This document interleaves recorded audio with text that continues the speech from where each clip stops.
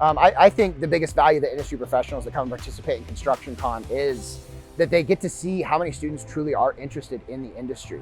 I think it really reignites a lot of hope and excitement within our industry members, because they get to see how many students are, again, interested in a career in construction.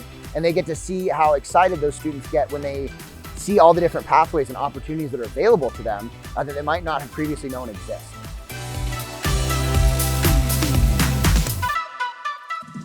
Yeah, so I've been a part of ConstructionCon for 3 years now, since our first event. And each year we continue to get more and more students. Our first year, I think we had around 500.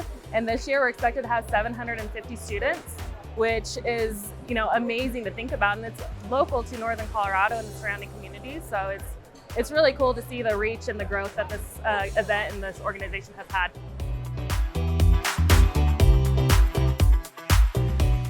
Absolutely, yeah. So from a business-to-business networking standpoint, you get to interact with other peers or other companies that you could have needs for.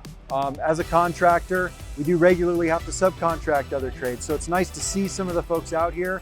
We see some of the customers that we currently work with, and it just helps to know that we're all fighting and working in the same direction to support having a better Colorado.